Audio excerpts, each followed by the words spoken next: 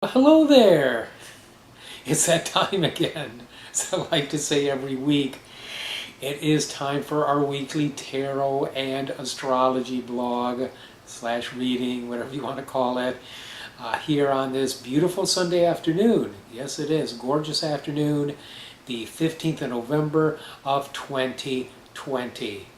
As usual, I am going to go over some Tarot de Marseille trump cards that I picked at random for the upcoming week, and then we'll take a look at a little bit of astrology. And as always, it's going to be interesting. Please stay tuned. Okay, in a moment, 3 Tarot de Marseille trump cards will come onto the screen, and they will cover my face. The cards that I drew at random for this week are the Emperor, followed by the World, and the Tower.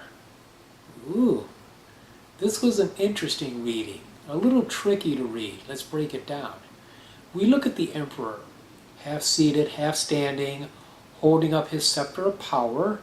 He is looking towards the left, which we can always take as the direction of the past.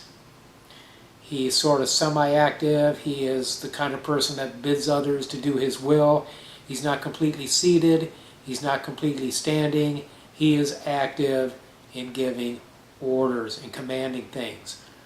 We look right underneath his throne, or at the base of the throne, we see a shield with a bird on it. Now this is an interesting detail. See, when we look at the World card, now we see that the bird that was underneath the Emperor, it's no longer on a shield, it's up above the Lady of the World card, right up there in the upper right-hand corner. So this ascends, this bird ascends.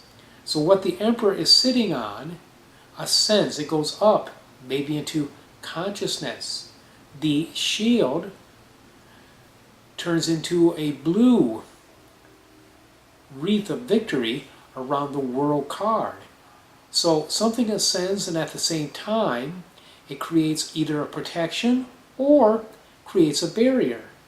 She is looking at the Emperor very closely, and the way her eyes seem to be falling, the gaze, they seem to be more towards the center of his chest, where he's wearing that neck chain with that pendant in the middle of it.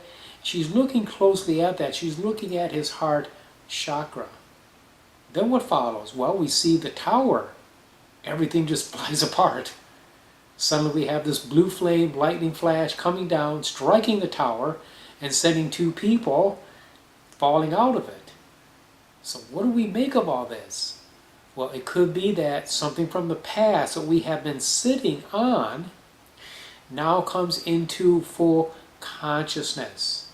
And as we take that into account, we can then go ahead and break out of barriers that are holding us back. Now, what comes into consciousness, what we've been sitting on, this could be an experience that we've been ignoring. This could be a thought, a realization that we haven't fully acknowledged, or just an issue that we really need to look after. And once that comes up into full consciousness, then we can really break out of the frame, so to speak. We can be more free.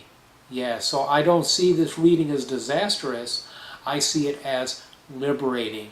And I found the reading this week to be of particular interest, given the dynamic nature of these cards and the visual stuff that we had to touch on to try to get to the root of it. So now we take a look at the astrology. Now the astrology suggests things that are new. Okay, we have a new moon.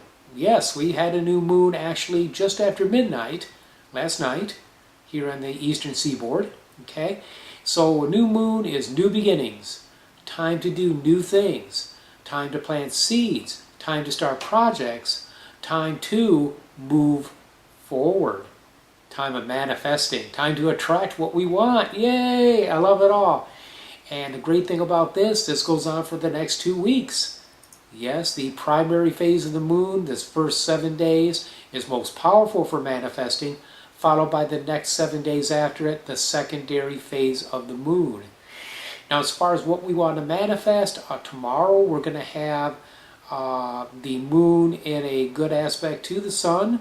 Okay, this will be a pleasant time for healing. This will be a pleasant time for emotional recovery, emotional healing, anything to do with higher spirituality. On Moon Day, okay, the moon well aspected on Moon Day. That's always a good thing. Yes, it is. The other days of the week, we either have the moon squaring Mars, okay, or we have planets that just aren't really doing that well. Jupiter is going to have a good aspect on Thursday, but Jupiter itself is in Capricorn, a sign it doesn't do well in, so it's kind of hobbled. Still, don't let that stop you from doing what you need to do. Take advantage of this current, this invocatory current, to bring things into your life that you need to have and want to have. You're very likely to be successful at that this week.